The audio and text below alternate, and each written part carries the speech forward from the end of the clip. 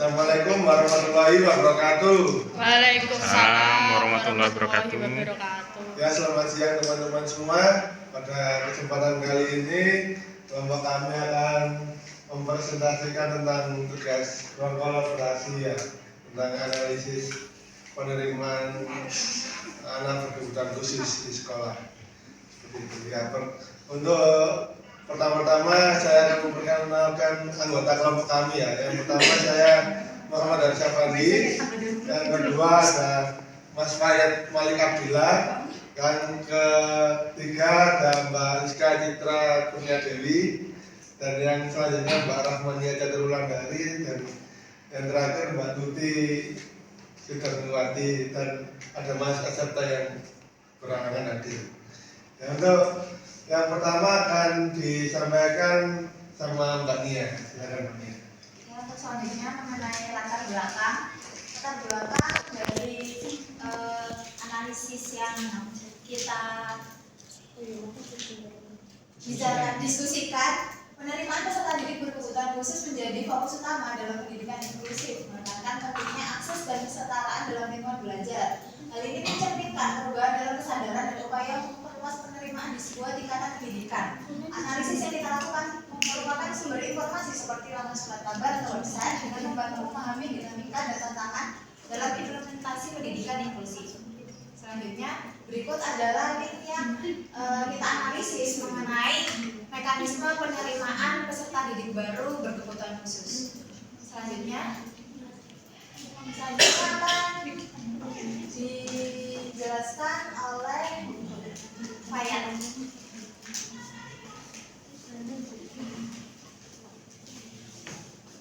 Oke, selanjutnya ada mekanisme CPDB. Ketentuan atau ketentuan calon peserta didik baru. Yang pertama yaitu ada kategori anak berkebutuhan khusus. Dibuktikan dengan surat keterangan dari psikolog, dokter, atau pihak berkompeten. Prosedur pendaftaran jenjang SMK. Pendaftaran dilakukan secara daring melalui situs ppdb.jakarta.go.id dengan memasukkan NIK dan nomor peserta ujian. Lalu memilih sekolah tujuan. Dokumen pendukungnya yaitu unggah hasil pindai atau foto dokumen asli, surat keterangan anak berkebutuhan khusus, surat pernyataan keabsahan dokumen bermaterai Rp6.000.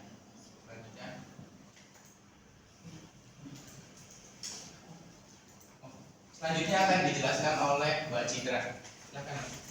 Dalam skema penerimaan peserta didik inklusi ini ada 3 skema. Yang pertama adalah skemanya di mana orang tua yang memiliki anak yang memiliki kategori atau gejala seperti anak berkebutuhan khusus, maka dia akan membawa anaknya kepada rumah sakit atau lembaga-lembaga layanan disabilitas. Nah, dari sana, dari rumah sakit ini akan diidentifikasi apakah anaknya memang termasuk anak yang berbeda atau berkebutuhan khusus ataukah anak yang reguler atau normal seperti itu. Nah, pada saat untuk identifikasinya ini bisa melalui observasi, wawancara, dokumen-dokumen tes tulis seperti itu. Nah, hasil observasi ini akan diserahkan kepada orang tua lagi untuk dipakai untuk pendaftaran seperti itu. Nah, seperti yang ada di artikel sebelumnya, artikel yang kita analisis, di mana Pemkab Jakarta itu melakukan skema 1, yaitu orang tua yang akan mendaftarkan anaknya, dia harus mengunggah dokumen yang membuktikan atau yang sudah tervaliditas bahwa anak tersebut itu termasuk siswa anak berkebutuhan khusus seperti itu. Lalu untuk skema yang kedua yaitu orang tua akan langsung ke sekolah yang bersangkutan, lalu meminta bantuan kepada pihak sekolah untuk melakukan tes atau observasi atau identifikasi terhadap anaknya. Nah, pihak sekolah karena tidak mampu biasanya akan meminta bantuan ke rumah sakit atau lembaga layanan. Lalu setelah itu hasilnya akan dikirim ke dinas pendidikan dan nanti dinas pendidikan akan menunjuk bahwa anak ini boleh masuk ke sekolah tersebut seperti itu. Next. Belum. Oke. Nah, untuk skema ketiga yaitu orang tua akan meminta langsung ke lembaga layanan disabilitas, lalu dari layanan disabilitas ini hasilnya tidak dikembalikan lagi ke orang tua, tapi hasilnya dari layanan atau rumah sakit itu akan langsung dikirim ke dinas pendidikan, dan dinas pendidikan akan melakukan penunjukan bahwa siswa ini berkebutuhan khusus dan dia berhak masuk ke sekolah ini seperti itu. Jadi sekolahnya nanti akan menerima langsung nama anak tersebut. Itulah ketiga mekanisme penerimaan siswa berkebutuhan khusus untuk yang kita analisis masuk ke skema nomor 1. Monggo selanjutnya akan dijelaskan oleh Mbak Tuti. Nah, tadi sudah dijelaskan skema dari awal sampai akhir, terus fasilitas-fasilitas dan cara untuk mendaftar. Nah, sekarang saya akan menyampaikan kesimpulan dari diskusi yang sudah kami lakukan. Pertama, ketentuan calon peserta didik baru atau CPDB dengan kategori anak berkebutuhan khusus dibuktikan dengan surat keterangan dari psikolog, dokter, atau layanan yang bersangkutan atau pihak kompeten.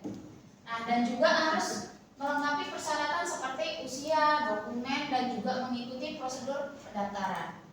Jika tidak diterima CPDB, dapat mendaftar ke sekolah lain selama waktu pendaftaran masih berlangsung. Nah, mungkin itu saja yang bisa kami sampaikan. Terima kasih. Assalamualaikum. Dan sekian presentasinya. Nah, barangkali dari teman-teman ada yang mau bertanya, kami persilakan. Monggo.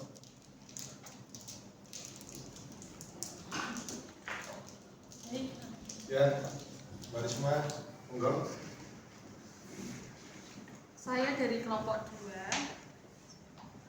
ingin menanggapi mengenai artikel yang disampaikan dan hasil analisis yang tadi disampaikan. Jika anak berkebutuhan khusus itu nanti disatukan di dalam kelas yang sama, kemudian dengan peserta didik yang reguler atau yang normal, apakah akan timbul dampaknya atau dampak yang akan timbul seperti apa jika disatukan dalam satu kelas seperti itu? Ya, baik. Kami akan menjawab pertanyaan dari Mbak Karisma. Monggo, Mbak. Baik, akan langsung saya jawab ya untuk pertanyaannya. Tadi pertanyaannya adalah apa dampaknya jika anak berkebutuhan khusus disatukan dalam satu kelas dengan anak reguler.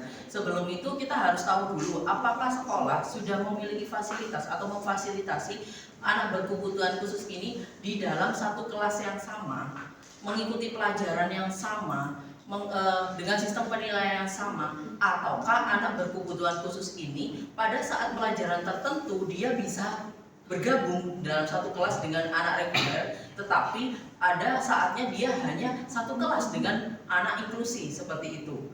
Nah, jadi mungkin dalam keseharian dia satu kelas nih, tapi pada saat jam-jam tertentu, pelajaran tertentu dia akan ditarik digabung dengan teman-temannya yang inklusi seperti itu. Ataukah pada saat dia tuh memiliki kelas sendiri, lalu nanti pada saat jam olahraga atau jam ekstra atau lain sebagainya dia ditarik untuk melakukan hal yang sama dengan anak reguler. Tentunya itu akan memiliki dampak yang berbeda. Nah, jika dia dalam satu kelas dan sekolah tidak memiliki fasilitas untuk pembagian seperti itu, sedangkan ada siswa reguler dan ada siswa disabilitas di dalam satu kelas, tentunya ini akan sangat berdampak karena apa? Satu, apakah guru memiliki kemampuan untuk memanage siswa disabilitas itu dalam satu kelas yang sama dengan siswa reguler? Tentunya siswa disabilitas tidak akan bisa mengikuti kecepatan belajar dari siswa reguler. Kalau mungkin itu disabilitasnya adalah non tipikal seperti slow learning seperti itu. Tapi kalau misalkan disabilitas yang memang dia tipikal, tunarungu dan fisik, mungkin masih bisa ada alat bantu dan lain sebagainya. Yang kedua, dia bisa ikut dalam satu kelas kalau dia itu biasanya memiliki guru pendamping atau biasa disebut shadow seperti itu. Nah, seperti itu. Nah, dampaknya apa jika dia tidak memiliki hal itu? Tentunya gurunya akan kebingungan bagaimana cara memanage anak-anak tersebut seperti itu. Itu dampaknya yang akan terjadi jika disatukan dengan satu kelas. Bagaimana Mbak Risma? Jadi ada dampak positif sama negatif. Iya, ada negatif sama positifnya. Ya, bagaimana teman-teman yang lain, apakah ada yang menanggapi lagi atau yang mau menanyakan? Tidak ada ya? Oke, terima kasih. Ya, apabila ada salah dan kurang dari presentasi kelompok kami mohon maaf dan sebesar-besarnya. Assalamualaikum warahmatullahi wabarakatuh. Waalaikumsalam warahmatullahi wabarakatuh.